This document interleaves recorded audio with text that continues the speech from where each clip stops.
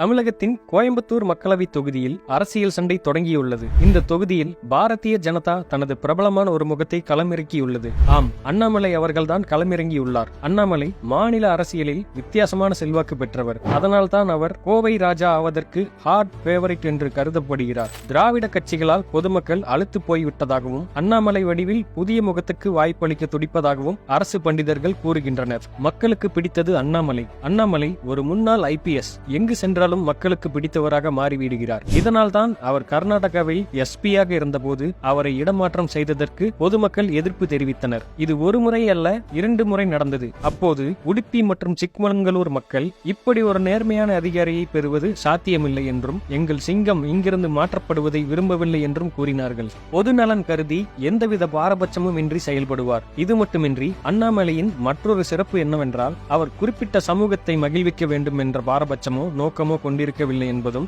எல்லோருக்கும் உதவுவதற்காகவே தன்னால் முடிந்த உதவிகளை செய்வதுதான் ஆகும். எதிர்க்கட்சிகளை குறிவைத்து சமீபத்தில் கோவையில் எதிர்க்கட்சிகளை குறிவைத்து அண்ணாமலை தேர்தல் நெருங்கும் நேரத்தில் பணப்புழக்கம் இலவசங்கள் கொட்டும், ஆனால் வாக்காளர்களுக்கு லஞ்சம் கொடுக்க மாட்டேன், வாக்காளர்கள் பாஜகவை ஆதரிப்பார்கள் என கூறியிருந்தார். அவர்கள் மாற்றத்தை விரும்புவதால் தமிழகத்தில் அரசியல் மாற்றம் கோவையில் இருந்து தொடங்கும். திமுகவால் ஊழல் வலையில் சிக்கி தவிக்கும் தமிழகம் அண்ணாமலையின் வெளிப்படையான பணி கொள்கையாலும் பாஜகவின் மக்கள் முதல் கொள்கையாலும் மட்டுமே மாற்றம் வரும் என்ற நம்பிக்கை தற்போது உள்ளது. கோயம்புத்தூரில் இருந்து இங்கு ஒரு புதிய அரசியல் அத்தியாயம் தொடங்கும் என்று தெரிகிறது.